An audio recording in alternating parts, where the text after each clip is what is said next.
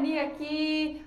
Sejam todos muito bem-vindos novamente. Esse é o quadro onde a gente conversa sobre os nossos desafios, as nossas inquietudes, nossos sonhos, nossas conquistas, nossas aspirações, nossas dores, enfim, os desafios que a gente tem que enfrentar no dia a dia musical. E aqui a gente conversa sobre isso. Bom, hoje o nosso tema aqui é: como que eu posso ler uma partitura sem a ajuda do professor? Eu vou ficar sempre dependendo do professor para ter que ler uma partitura? Essa angústia faz parte de todos os alunos de música que estão começando esse processo de ficar autônomo, de entender como que funciona o código das partituras, e muitos deles se sentem com medo, se sentem incapazes de conseguir ler uma partitura sozinho. E eu trouxe esse tema aqui hoje para a gente conversar e desmistificar isso de uma vez. Porque para a gente conseguir ganhar autonomia nesse processo, e eu acho que esse é o sentido do estudo musical, é cada vez que a gente ganhe mais autonomia, que fiquemos cada vez mais independentes da figura do professor do nosso lado. Para que isso aconteça, a gente precisa mergulhar na essência do processo, entender como que esses símbolos todos de uma partitura se organizam e como que isso vai nascendo, vai fazendo sentido ou não pra gente. E, para começar, eu trouxe isso aqui, ó. E eu queria que vocês lessem isso aqui. Bom, vamos lá, vamos ver se dá pra ler. Quero que vocês leiam. Não tentem ficar travados lendo ao pé da letra. Simplesmente deixem fluir. Leiam. É incrível como que isso aqui é possível. É incrível. Vou dar um tempinho pra vocês verem e falar, não tô acreditando. Como que ela consegue fazer isso?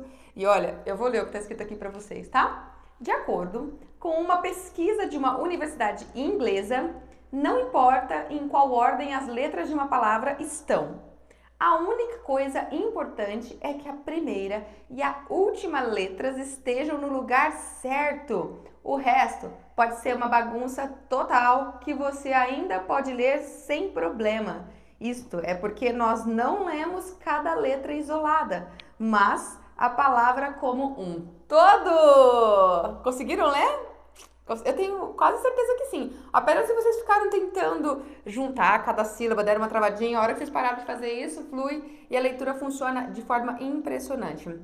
A nossa leitura de palavras acontece com o mesmo processamento da leitura de partituras, galera. O que o nosso cérebro processa para ser capaz de ler palavras acontece da mesma forma, é o mesmo processamento para leitura de partituras e de notas. Então, o primeiro princípio que vocês precisam entender é que quando a gente vai ler uma partitura, nós não vamos ler notas isoladas, notinha por notinha. Não acontece assim, do mesmo jeito que não acontece aqui. Nós não lemos letras isoladas, a gente lê grupos de palavras. Então, na partitura é a mesma coisa, a gente lê grupo de notas e a gente vai assimilando esses grupos de notas cada vez com uma extensão maior. O nosso olho, ele tem um movimento conhecido como movimento sacádico. Ele faz esse movimento, isso já pesquisas comprovaram. O nosso olho, durante uma leitura, ele não fica paradinho aonde nós estamos focados. Ele simplesmente vai para frente de onde nós estamos focados e volta para conferir o que nós estamos fazendo. Vai para frente e volta. O nosso olho, ele fica no movimento de sacada, ele pula. As sacadas são os pulos. E daí, Dani, por que você está falando isso? Porque quanto melhor nós somos e conseguimos ler partitura, quanto mais a nossa habilidade de leitura está otimizada, maior é esse alcance que o olho faz, esse salto do olho, esse movimento sacádico. O olho salta muito longe, pega um grupo de informações, um grupo de notas, no caso da leitura de palavras ele pega um grupo de letras, joga para o cérebro, compara com o arquivo que você tem lá no cérebro, porque nós temos um arquivo ali, um banco de dados de palavras que nós já aprendemos e que estão guardadinhas lá. A gente já leu, a gente já conhece as palavras. Então o olho salta, pega esse grupão de palavras, põe ali no teu cérebro e seu cérebro escaneia e fala, reconheço, eu sei o que é isso, eu sei o que é isso, eu sei o que é isso. Isso em frações de segundo. Ele faz isso, esse salto, volta e verifica se aquela palavra que você está lendo corresponde ao que ele saltou anteriormente, porque ele saltou anteriormente. Quando você chegou nessa palavra, ele tinha saltado já e mandado essa palavra para o banco de comparação. E aí ele volta, vai saltando e volta para ver se o que você está lendo corresponde ao que ele tinha mandado de informações. É incrível como isso acontece em frações de segundo.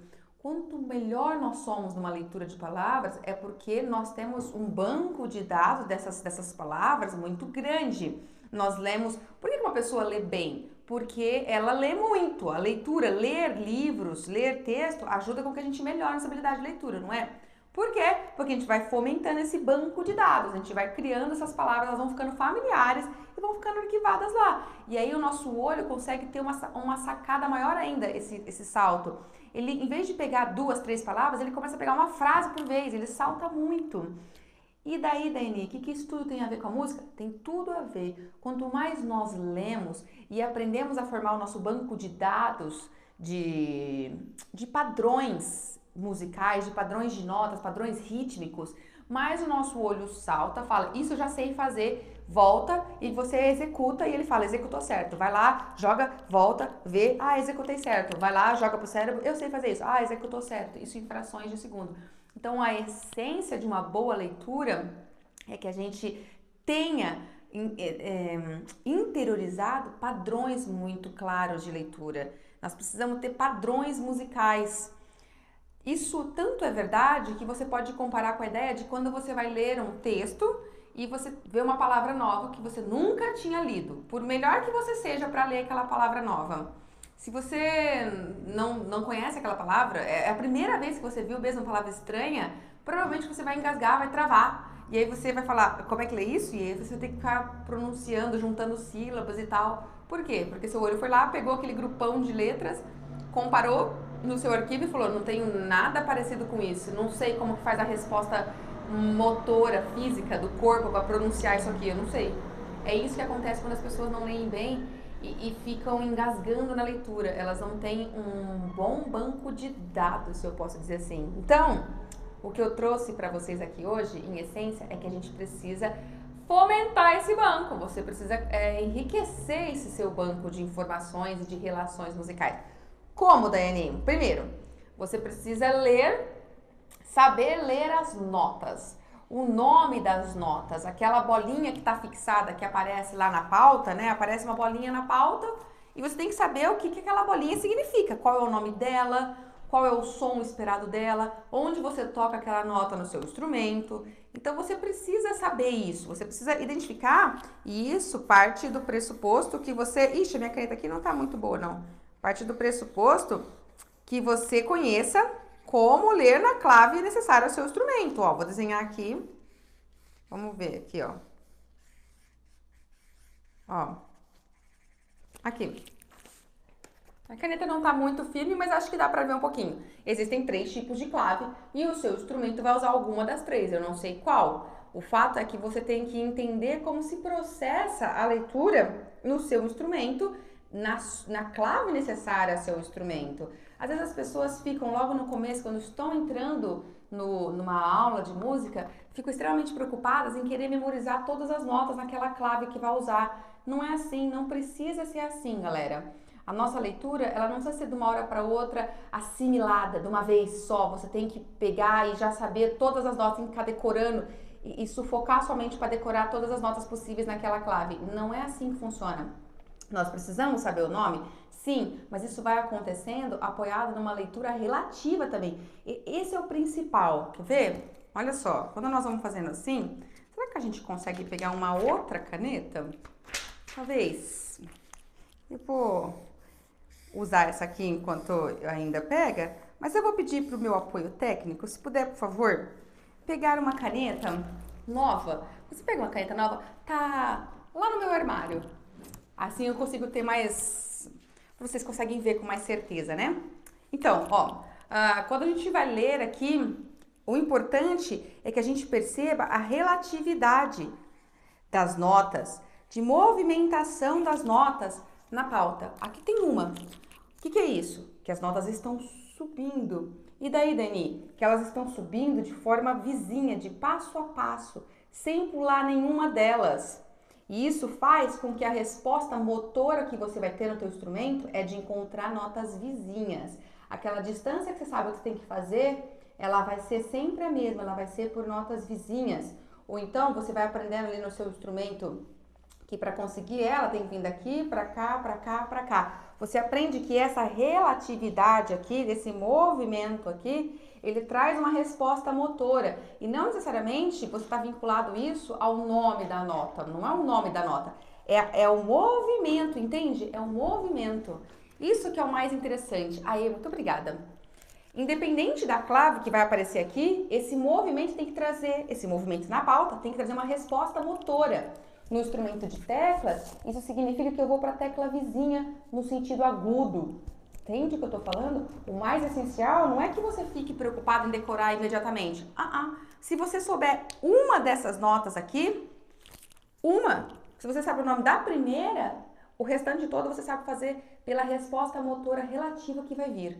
Então, o que nós temos que educar o corpo é olhar um sinal, um signo, um símbolo que está escrito, identificar a relação dele com os próximos e fazer isso se transformar em um movimento corporal. Você não tem que ficar tentando saber o nome da nota, mas você tem que saber exatamente qual é o movimento que você faz para tirar esse som aqui que está subindo na pauta. Esse é o mais essencial, porque às vezes você vai encontrar um som que não está subindo na pauta, que está fazendo assim, ó.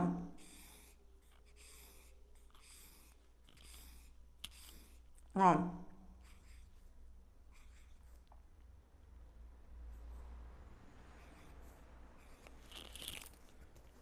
Como assim, tia? Isso tá subindo sim. Você falou que isso não tá subindo? Tá subindo. Está subindo, mas está subindo por um pulo gigante. Tá vendo essa nota aqui? Ela tem um buraco aqui, ó. Caberia uma outra aqui, ó. Caberia uma nota aqui. Caberia uma outra aqui. Que não foram colocadas. Então, a movimentação que está ocorrendo dessa nota na pauta não é de um movimento direto no seu instrumento. A resposta que vai vir no seu instrumento não é aquela que você treinou. Você vai ter que fazer um salto, você vai ter que aprender a fazer salto. Então, isso aqui são informações de leitura relativa, independente da clave. A clave que vai ser fixada aqui vai te falar qual é o nome dessa nota. É aonde você posiciona a mão. Mas depois, para conseguir esse resultado aqui, você tem que ter a relação de salto, de resposta motora para aquilo. Então, cada tipo de escrita aqui, você vai treinando isso aos poucos no seu instrumento, não é tudo de uma vez, e você vai fixando respostas motoras, de forma que com o tempo essas respostas ficam automáticas. Independente, mais importante do que a leitura absoluta, é essa leitura relativa e espacial das notas na pauta que se transformam em respostas automáticas, entende?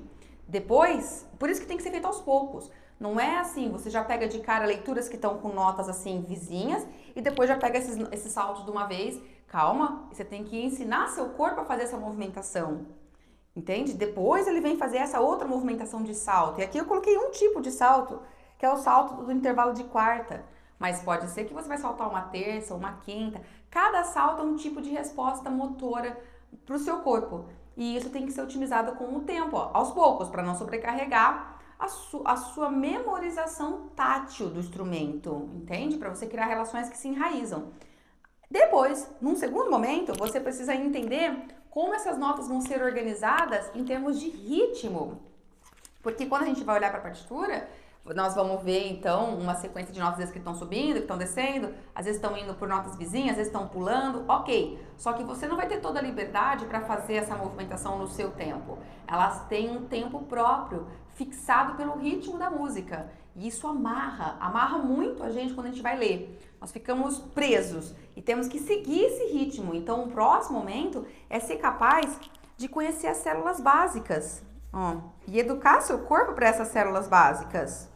Por exemplo, algumas delas que eu vou escrever aqui, ó. Tô escrevendo algumas células básicas, tá?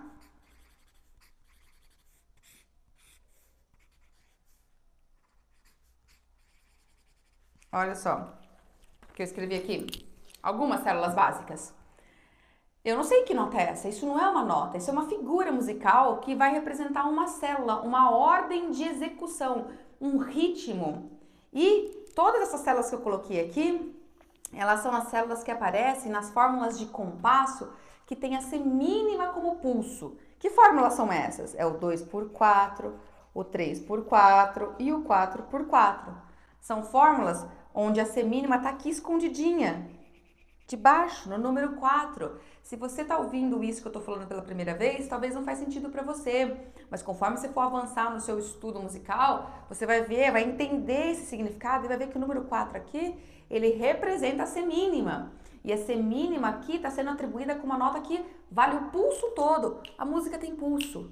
E o pulso, a pulsação da música, é como a pulsação do nosso coração. É uma batida, um beat regular que fica ali para sustentar e para dar uma ordem para a música. Então essa pulsação aqui, ó, que eu tô colocando, pode ser assim, ou ela pode ser mais rápida, ela pode ser assim. Como o nosso coração faz quando acelera, quando a gente está correndo, a pulsação, o pulso do coração sobe, mas ele fica constante, regular. A música tem a mesma coisa. Dizem até que a pulsação é o coração da música. Ou pode ser uma pulsação bem lenta. Não importa. Ela pode variar a pulsação, mas não variar internamente. É uma pulsação que se mantém ao longo da música toda, a não ser que o compositor indique que quer que mude a pulsação. Se não, essa pulsação tem que ser fixa na música toda.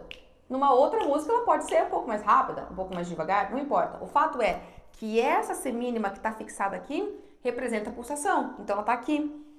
Em cada pulsação, você tem que tocar essa nota, uma em cada pulso, uma em cada pulso. Ou seja, você para de ver só movimento de nota como aqui, você para de ver, você tem que ver. Você enxerga o movimento da nota porque isso traz uma resposta motora para sua mão. Só que depois você amarra essa resposta motora a um ritmo, a uma célula rítmica. Se for assim, se elas estiverem escritas assim, pretinhas aqui, como semínima, pronto. Você amarra a movimentação, a sua movimentação motora do seu corpo, a sua resposta, dentro do pulso. A gente tem que ser uma nota, outra nota, mais uma nota, mais uma nota, mais uma nota. Isso é super, mega, ultra, master plus importante. Esse ponto de enxergar as células rítmicas, de ter ali essa amarra, é o que dá sentido para a leitura. Se nós lemos, sabemos, vemos esse movimento, fazemos essa leitura espacial, sabemos o nome da nota na clave, pelo menos uma nota, e conseguimos fazer a leitura espacial, temos a resposta instantânea, mas não fazemos isso preso a um ritmo, a uma célula rítmica, a melodia fica completamente sem sentido, de verdade. Então, isso aqui das células rítmicas é essencial para que a gente consiga dar ordem, para o discurso ser compreensível, para aquilo que a gente está tocando ter sentido, porque muitas vezes a gente vai tocar, olha só, existe até uma coisa importante a ser pontuada, muitas vezes nós vamos tocar partituras de músicas que a gente já conhece. Então, como são músicas que a gente já conhece, tá no nosso ouvido, a gente nem se preocupa com essa leitura da célula. Não se preocupa. Simplesmente a gente toca o que a gente já conhece, porque a música tá no nosso ouvido. Então você sabe fazer o ritmo dela, porque você sabe como que ela tem que soar.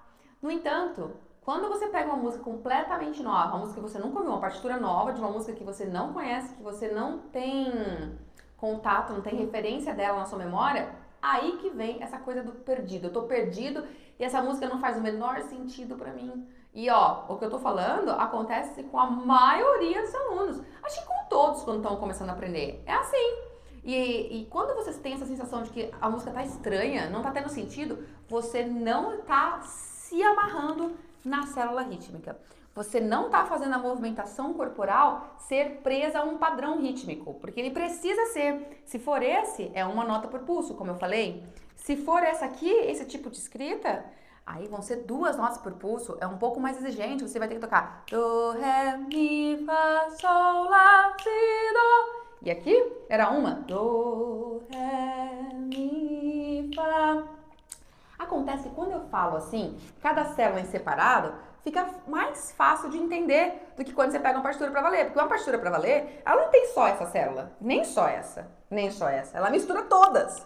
E a ideia é que você treine isso aqui de forma que você consiga misturar todas e saber o som, saber como organizar seu corpo, não é nem saber o som, é saber a medida, como colocar seu corpo para ser capaz de tocar essas 3 notas aqui. Qual é a medida exata? Como que eu coloco isso? Como que eu executo isso? Por isso o estudo do solfejo e da silabação que eu uso para células rítmicas é muito importante. Senão a nossa leitura fica realmente perdidinha. E tem mais uma coisa. Essas são as células específicas para os compassos simples, para os compassos que estão com a semínima sendo o pulso, sendo a base. Agora isso pode mudar quando você pega um outro compasso com outro pulso. Então você pega um compasso, por exemplo, em 2 por 2. E aí, você já sabia as células, você já tinha estudado, você sabe fazer as células. Mas você olha o seu novo compasso e você percebe que agora é a mínima que está valendo o pulso. E aí você não sabe o que fazer mais, porque você, num primeiro momento, não estudou como converter as células. Você ficou estudando todas as células em função da semínima. A célula da semínima que preenche um pulso, a célula da colcheia que preenche 2 notas no pulso. Mas você não aprendeu que fazer a célula da semínima lá no compasso 2x4 é a mesma coisa que fazer a célula da mínima no 2x2. Você decorou que essa aqui vale 1 tempo e que essa vale 2. E decorou errado. Você não entendeu a essência de que essa aqui é a célula, é o símbolo para indicar uma batida no pulso. E que essa daqui é a mesma coisa nesse compasso. É o signo para indicar uma batida no pulso. Então a forma que você toca essa e essa é a mesma. É a mesma. Por isso, o que nós temos que entender é a essência de como aquela escrita se organiza. Não precisamos entender que isso aqui vale um tempo, porque isso não é uma verdade. Isso vale um tempo nesse tipo de fórmula. Precisamos entender que isso aqui está preenchendo o pulso e que essa também pode preencher um pulso. Você converte isso e a sua movimentação no instrumento é a mesma, porque você já tem a referência de preencher um pulso. Você não fica travado em contar tempos. Tá entendendo o que eu tô dizendo? E vou além. Aí depois você precisa aprender o tipo de escrita de compasso composto. Porque aí você olha esses aqui, por exemplo aqui, um compasso composto, e você não sabe o que quer dizer isso aqui. Uma semínima com ponto. E essa semínima com ponto é executada no compasso composto, tal qual essa nesse e tal qual essa. As 3 são executadas da mesma forma. As 3 são o pulso, as 3 preenchem um pulso. Você está entendendo aonde eu quero chegar? Como a gente enxerga a essência? E quando a gente enxerga a essência de como o ritmo se organiza e de como a nossa leitura espacial se transforma em movimentação tátil no instrumento, a nossa leitura vai se formando. E isso acontece desde as leituras mais básicas, desde as primeiras partituras, aquelas mais simples, até as mais complexas. O que você forma enquanto habilidade nas leituras mais simples, você leva para as complexas. O que você não forma, ou melhor, as muletas que você cria, ou os buraquinhos que ficam ali na sua aprendizagem, e você só vai aprendendo partitura, na verdade, por ouvido, porque você vai ouvir a música, eu sei como é que toca, então eu imito o que eu toco, e não entende a essência, esses buraquinhos você leva depois para o seu repertório mais difícil. E aí é onde vem as travas e é onde vem o desespero depois, tá bom? Então essa é a primeira coisa que eu queria mostrar aqui para vocês, que é importante a gente entender essa essência.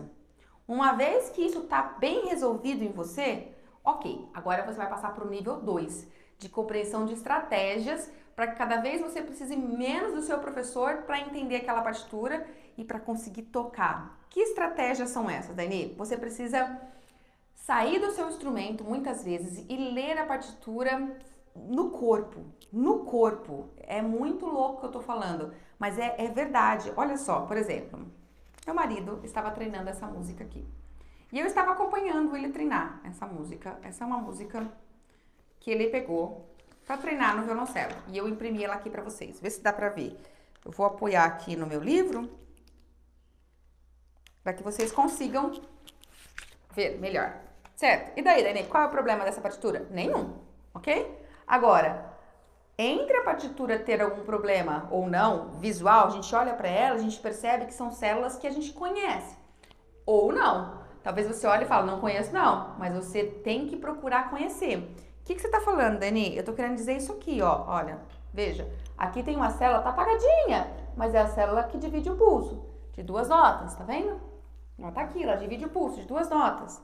Tá, ti. E depois aqui tem a célula de uma nota, a célula de mais uma nota, de mais uma e de mais uma nota. Enfim, aí você vai lendo a movimentação e vai vendo como que organiza isso em termos de ritmo, como eu falei até agora. Ok, você já entendeu, o seu cérebro já entendeu. Ok, quem disse que você consegue fazer isso no instrumento? Simplesmente, na hora que você vai para o instrumento, não consegue, sua mão não te obedece, vai dando nervoso. Nesses momentos, você tem que parar de tocar. Você tem que sair do seu instrumento e tocar no seu corpo. Como assim, Dani? Toque no seu corpo. Por exemplo, eu vou tocar aqui na minha cabeça, devagarinho para não bater, né? Mas você pode tocar na sua perna, na sua barriga, batendo palma. Faz essa leitura, essa organização, porque o mais difícil não é ler as notas, É amarrar as notas num ritmo, galera. Acredite, 70% dos problemas de leitura estão numa defasagem rítmica, de não conseguir fazer o corpo se amarrar nesse ritmo. Então, sai do instrumento, vai pro corpo. Faz no seu corpo, ó. 1, 2, 3. Tá, ti. Lendo aqui agora. Tá, tá, tá, tá, tá. E aí vai. Entende o que eu tô falando? Em vez de você fazer um movimento como o meu marido, que era um movimento no cello, tinha que fazer tá, ti, tá, tá, tá, tá. Em vez de ir pro cello, faz no corpo primeiro, resolve isso. Uma vez que isso realmente está resolvido, você volta pro instrumento e lembra e pensa em toda a movimentação que você fez no corpo. Conecta aquilo que você fez no corpo com a sua forma de execução do instrumento. Faz essa experiência que eu tô falando. Você vai ver, enquanto você não consegue dominar no corpo, enquanto você erra no corpo, você vai continuar errando no instrumento. Quando você acertar no seu corpo, pronto, você acerta no instrumento. Parece louco isso, mas é uma pura verdade. É a mais pura verdade. Nós temos que, o que o corpo domina, o instrumento executa. O que o corpo não domina, o instrumento não executa. E assim, nós temos que também ter um olhar mais estratégico sobre a partitura. Quando a gente pega a partitura, é importante que a gente saiba analisar essa partitura. Porque toda música, galera, tem uma forma. Eu não sei se você sabe sobre isso, mas toda música tem uma forma. É como uma receita de um bolo, se a gente pode comparar assim. Quando você vai fazer um bolo, existe um passo a passo. Existem os ingredientes que você vai usar, então você vai colocar farinha, pão royal, você vai colocar, sei lá, enfim, chocolate, enfim. E aí você, além de saber os ingredientes, você sabe o passo a passo para colocar. E aí você forma, você segue essa receita e constrói o bolo. A música constrói. Enfim, você prepara o seu bolo. A música é igual. A música é exatamente igual. O compositor, ele escolhe os ingredientes que ele vai querer. Ah, eu vou querer compor essa música com uma sonoridade mais triste. Então eu vou compor num tom menor. Ok, ele já escolheu um ingrediente. Agora ele fala, eu já sei, eu vou usar os acordes do campo harmônico menor. Escolhe outro ingrediente. Ah, eu já sei, eu vou usar as 3 notas do primeiro acorde desse tom menor que eu vou escolher o tom de si. E eu vou fazer a minha melodia ser formada a partir das 3 notas desse primeiro acorde. Pronto, ele escolheu outro ingrediente. Tem um ingrediente e aí ele vai seguir um passo a passo para colocar esses ingredientes e compor a música. Que passo a passo é esse? É a organização da forma musical. Ele sabe que primeiro ele tem que fazer uma frase. Primeiro ele cria um motivo. O que é isso, Dani? O motivo? Eu trouxe aqui para vocês verem, ó. Ó. Cadê, tia? O motivo.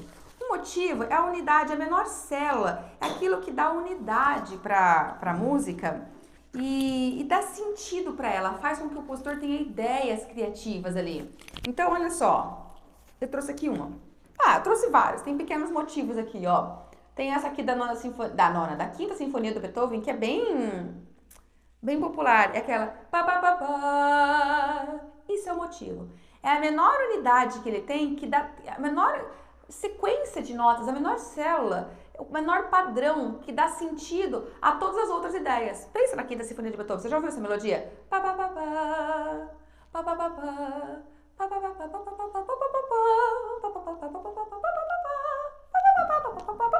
E daí, Dani? E daí que o motivo é formado por essas 4 notinhas, sendo que 3 delas são iguais. Olha isso, as 3 primeiras são iguais. Sol, sol, sol, mi. Tá vendo? Essa é a primeira ideia. Desse motivo, ele pensa, bom, eu vou erguer essa frase aqui. Uma frase, assim como na nossa língua portuguesa tem frase. Então, você fala uma frase. Mas uma frase não é suficiente para falar tudo o que você precisa. Então, você faz outra frase. E aí, depois, você segue mais uma frase e mais outra. E aí, você cria um parágrafo, não é? A música é igual. Quando a gente coloca frases seguidas e cadencia essas frases e organiza elas, nós criamos um período. E quando nós temos mais que um período, uns 2 períodos, a gente forma uma seção na música. E essas seções são chamadas de parte A, parte B, é assim que a gente fala na música, viu? Parte A é a primeira seção da música. Seria como se a gente fosse pensar na receita do bolo, pensa num bolo de camadas. Eu tenho a massa, é a parte A. Depois eu vou ter o recheio desse bolo, vou fazer uma parte B. E aí eu vou colocar outra camada e vou fechar. E essa outra camada é exatamente igual à primeira camada, então eu vou voltar à parte A. E o compositor pensa exatamente assim, galera. Só que para fazer a parte A, ele teve que ter a primeira ideia do primeiro motivo. Esse motivo deu ideia às frases. E aí, um conjunto de duas frases grandes forma no mínimo duas, às vezes até quatro. No mínimo duas formam um período. Mais períodos formam a seção toda. Entendeu? Motivo forma frase, duas frases formam um período, algo maior, que seria comparável a um parágrafo. 2 períodos, no mínimo, forma a seção. Aí nós temos a parte A. E aí depois você identifica que a melodia começa a mudar, a música tem uma outra parte, é a parte B. E aí ela retoma e repete o A. Então, essa forma musical é interessante se você conseguir começar a observar e analisar nas suas partituras, porque isso faz com que você perceba quando a sua execução se repete.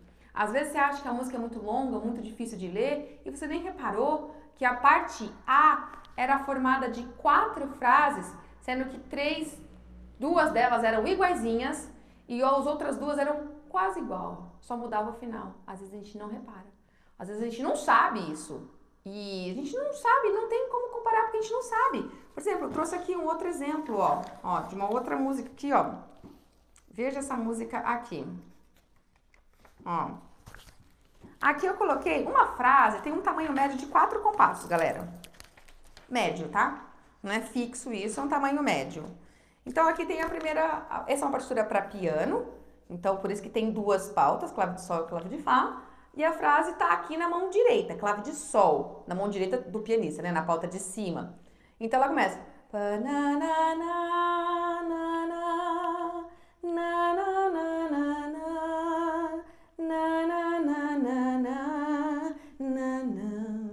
Acabou a primeira frase. Acabou a primeira frase. O motivo é isso aqui, ó. Esse é o motivo. Ele usou 4 notas. Pode ver que ele continua com isso. São variações dessas mesmas 4 notas. 1, 2, 3, 4. Vai começar outra frase.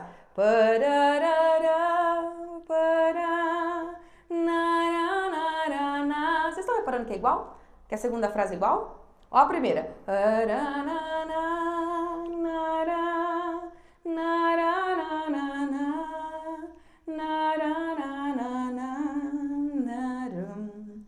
Vai recomeçar. É uma repetição. Teria que ser repetição? Não, porque o compositor quis repetir.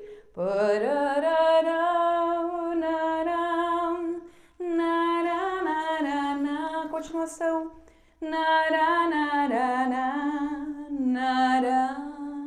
Olha o que mudou entre as 2 frases. Apenas o final. Na primeira frase ela termina assim, ó.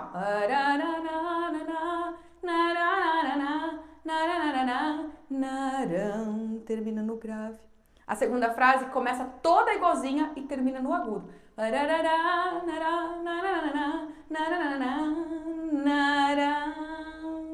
Termina no dó.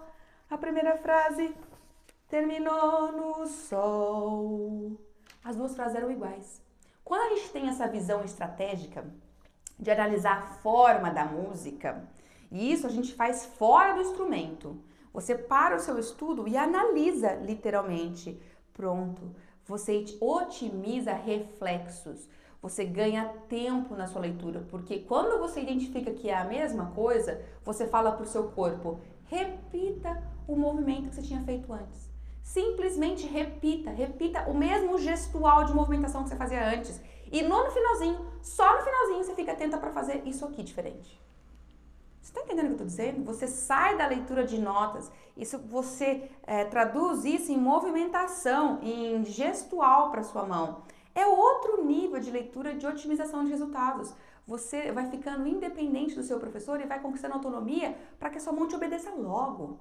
E é surreal isso, é muito legal. E olha, continuando essa música, ela repete de novo. Então aqui acabou um período e vai começar outro período de frase, ó.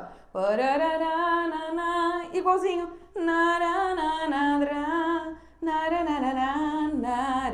É igualzinho. Essa frase aqui é igualzinha à primeira. Vamos ver a quarta frase.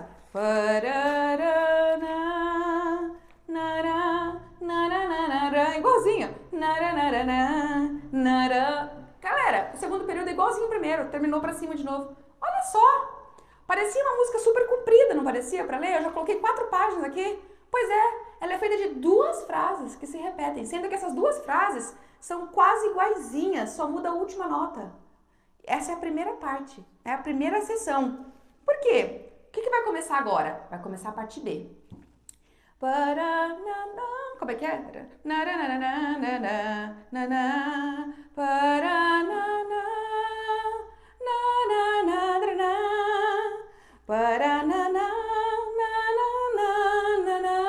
Outra melodia. Aí você percebe que mudou. Começou outra parte. Ou seja, você olha tudo aquilo no seu estudo e você fala assim: resolvi. Hoje, nesses meus 40 minutos, pronto, eu consegui fazer a parte A da música inteira. E essa música só tem parte A e parte B.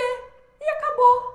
Nossa, sabe o que significa? Que em 2 dias eu aprendi a ler essa música? Uai, por quê? Porque você analisou e falou, essa parte A é feita de 2 frases iguais, nesse caso aqui, desse exemplo.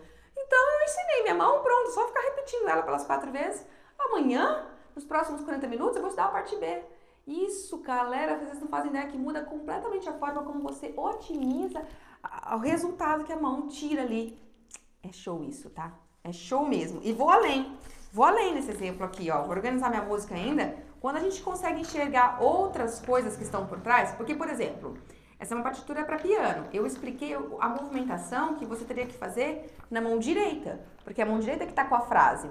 Se o seu instrumento é melódico, ok, é só aí que você vai ter que fazer. Você vai ter que cuidar das questões necessárias para tirar o som dessa linha melódica. Porém, se o seu instrumento é harmônico e você vai ter que tocar as 2 linhas, a linha da melodia e a linha da harmonia que está embaixo, o nível de coordenação que você vai ter que treinar é maior, é diferente, porque você vai ter que treinar a mão direita e a mão esquerda para coordenar coisas diferentes e simultâneas. Quando você tem que passar por isso e você consegue encontrar estruturas que estão por trás, preenchendo a leitura, sustentando a partitura, você identifica os ingredientes que o compositor usou, que ele quis usar, você também otimiza muito a sua resposta motora. Porque você vai olhar para essas 3 notas aqui, agora fixa nessas 3 notas aqui da clave de Fá. Elas não são notas vizinhas, como eu falei agora há pouco. Tem um baita salto, tá aqui embaixo, aqui no meio, lá em cima. Isso significa uma movimentação de grande deslocamento no seu instrumento. Você desloca bastante, não é um movimento perto, é bem longe.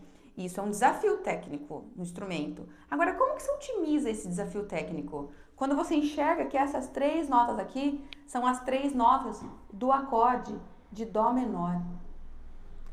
Quando você aprendeu o que é um acorde e quando você sabe reconhecer que esse acorde é um acorde de Dó menor e você sabe que isso aqui é um arpejo, onde a sua mão vai sair dessa notinha do meio, vai jogar essa notinha do meio lá pra cima, pronto.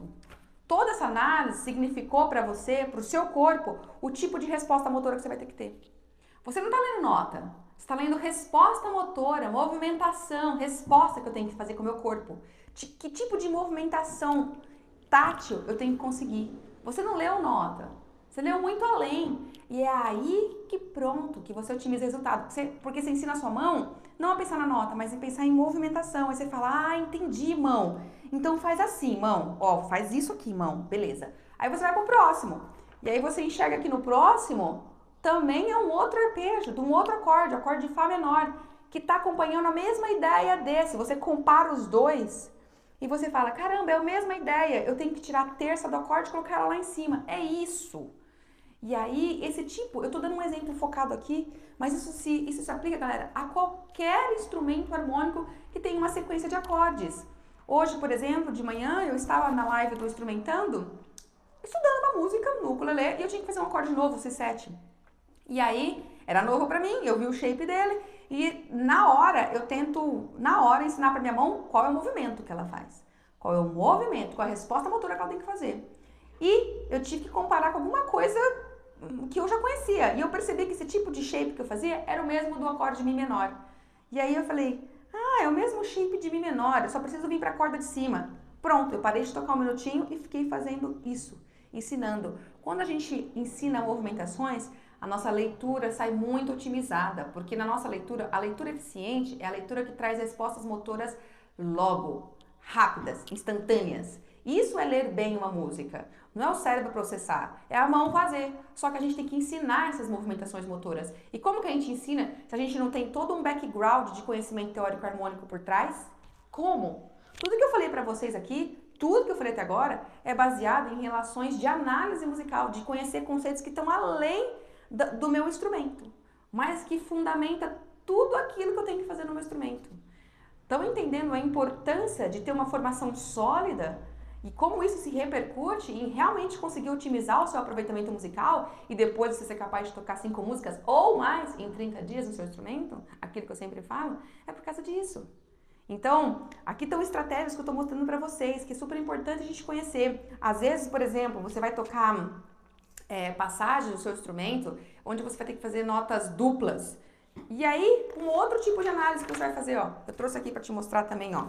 Essa análise aqui, ó. Deixa eu pegar aqui meu caderninho. Ó. Tadã! O que é isso, tia? Às vezes a gente não sabe, mas esse tipo de escrita aqui tem que induzir movimentações que já são classificadas como movimentos diretos, movimento oblíquo e tem um outro aqui que é o movimento contrário, que já eu mostro. O que é isso, Deni? Isso aqui é o seguinte, quando eu tenho uma escrita de 2 notas, elas podem representar 2 vozes, como se fossem 2 cantores cantando, um cantando a nota mais grave e o outro cantando a nota mais aguda, tá vendo? Só que isso a gente faz no próprio instrumento, não precisa estar um cantor ali. Eu faço as 2 notas soarem e aí é como 2 melodias ao mesmo tempo. Como não? São 2 melodias. Acontece que essas melodias elas podem caminhar por movimentações, 3 movimentações específicas. A movimentação direta, a oblíqua e ao contrário. O que é direta? É o seguinte, eu tenho um intervalo aqui, tá vendo? Ó? E aí as 2 notas sobem. Aqui eu tinha um Ré e um Fá, não sei se tá dando pra ver bem daí, espero que dê. Temos um Ré e um Fá. E de repente, o cantor que estava cantando o Ré vai cantar Mi agora. E o que estava cantando Fá vai cantar Dó, tá vendo? Os 2 subiram. Isso traz para minha mão uma movimentação de deslocamento para cá, no piano, por exemplo. Se a minha mão estava aqui, a mão vem para cá. Ela vem para cá. Entendeu? Eu saio daqui e venho para cá. Daqui e venho para cá. Ou daqui e venho para cá. Na hora. Então, no seu instrumento também, você tá aqui, você vai para lá. As 2. Só que ainda tem uma outra coisa. Esse é um tipo de movimento direto que não é paralelo. O que é isso, Daiane? É que ele tava numa distância e vai para uma distância maior ainda, tá vendo? Então isso, eu subo a minha mão, mas eu abro o intervalo entre elas. É isso que se traz como resposta motora. Que as 2 sobem, mas abrem o intervalo. Nesse exemplo aqui, tá? Porque o movimento direto, ele também pode ser uma descida. Eu desço, mas fecho o intervalo, entendeu? Eu fecho ou desço e abro, não importa. Eu analiso a movimentação dessas vozes e o que isso significa para a resposta motora. Só que eu falei que não é paralelo porque às vezes essas 2 vozes, elas sobem iguaizinhas. Eu nem mexo internamente nelas. Eu tava aqui fazendo, por exemplo, esse gestual de tocar desse jeito, com esses 2 dedos, e eu pego esses 2 dedos e subo para cá. E nem mexo a distância entre eles. Isso é um movimento direto paralelo, porque eu só venho para cá. Muito legal. Tá vendo? Às vezes a gente estuda a movimentação de vozes e não sabe o que isso significa para a prática, para a execução. É isso que significa. Outro tipo de movimentação, o oblíquo. O que é o oblíquo? Uma das vozes não muda. Por exemplo, aqui no exemplo, ó, a voz aguda. A voz aguda continua na mesma nota. Ela não muda. Ela continua porque está ligada ou porque repete ela mesma. Não muda. Só muda outra voz. A voz pode ir para baixo ou pode ir para cima, não importa. Você tem duas notas que estava tocando e aí de repente uma delas vai se repetir e apenas a outra vai mudar. Então isso tem sempre que significar para você gesto. Você tem que olhar para sua mão literalmente e observar a movimentação, ensinar o movimento que ela faz, analisando esse movimento oblíquo. Muito legal, não é? Então o oblíquo é quando você tem uma das vozes, uma das notas que se repete, que fica na mesma, enquanto a outra anda ou desce, não importa. Então isso significa que você não desloca, você não sai do lugar que você está no seu instrumento. O lugar é o mesmo, você abre, usa o outro dedo para alcançar, mas a posição é a mesma, entendeu? É a mesma. Você está aqui, você só abre o dedo. Você continua a mesma, você não desloca a mão, entendeu? E o último movimento que tem é o contrário, ó. O movimento contrário, galera, como o próprio nome fala, é contrário. Por quê? Porque eles estavam fazendo, por exemplo, imagina que estavam num intervalo assim, e aí essas 2 vozes, elas fazem movimento contrário. Uma voz desce e a outra sobe. Vamos ver aqui, ó. Aqui, ó. Tava aqui, uma notinha desce e a outra sobe. Nesse caso, eu tava com esse movimento aqui, isso vai fazer com que a minha mão faça estique. Porque uma voz vai para lá e outra vem para cá. São movimentos em direções contrárias. Então, isso traz resposta de movimentação assim, nesse caso. E nesse outro caso aqui, é diferente. Minha mão tava assim para tocar essa distância e aí ela fecha. Analise o que você toca. Analise o que está por trás sustentando. Enxerga, quando tem notas duplas, enxerga a movimentação dessas notas. Isso faz toda a diferença. E ó, só tem um jeito da gente ficar melhor. Um jeito não. Quer dizer, tem uma coisa, uma condição para a gente ficar melhor na leitura. Além de tudo isso que eu falei aqui, de todas essas estratégias, você tem que ler, você tem que praticar. Porque não adianta você ter todas essas estratégias engatilhadas na sua mente, você hoje está assistindo essa live, está aprendendo, está falando legal, e eu vou praticar tudo isso, mas você não lê, você não pratica, você não vai estudar, você não lê coisas novas, você fica lendo sempre as mesmas partituras. Você vai estacionar. A nossa habilidade de leitura, ela é otimizada pelo conhecimento que a gente tem por trás, todo o conhecimento teórico, harmônico que a gente aplica ali na prática e pela frequência que a gente toca, Senão, você não tem oportunidade de jogar mielina. Eu já falei da mielina. Lembra da mielina? Esse isolante neural que o nosso cérebro joga toda vez que nós repetimos um movimento. Quando você pratica, você tem frequência de prática, lê coisas novas, você aumenta o seu banco de dados, inclusive de movimentações motoras. Vai uma camadinha de mielina ali. E aí o seu cérebro sabe fazer essas movimentações. Cada vez essas movimentações ficam mais rápidas. Legal, não é? E vale, antes da gente terminar, uma última dica. Existe uma diferença entre a gente treinar a habilidade de leitura à primeira vista de uma partitura. Eu vou ler a partitura pela primeira vez e num contexto de treinar essa habilidade de leitura à primeira vista, ou ler partituras depois quando eu estou estudando. Porque todas essas análises que eu falei para você aqui, tudo isso que eu falei para você parar, fazer, observar as frases, os períodos, ver se a parte A e a parte B tem alguma coisa igual ou não. Tudo isso a gente tem que fazer no contexto de treinamento de leitura, mas não de treinamento de leitura à primeira vista. Porque ler à primeira vista é uma habilidade que a gente tem que buscar a fluência, o não parar, o não interromper. Quem lê bem à primeira vista é quem consegue começar e ir até o final sem parar. E quando consegue fazer isso sem errar, melhor ainda, sem ter erro nenhum. Começa, não erra e vai. Ainda assim, se começa a dar uns errinhos, mas vai até o final, ok, tá estimulando a habilidade de leitura à primeira vista. Então essa é a condição para leitura à primeira vista, eu tenho que ir até o final, não posso parar. Fazer o treino de leitura à primeira vista impõe algumas condições. Você tem que estar sempre pegando um repertório de leitura que está abaixo do seu domínio técnico, daquilo que a sua mão faz, daquele banco de dados que você treinou nas suas leituras, que a sua mão faz com naturalidade.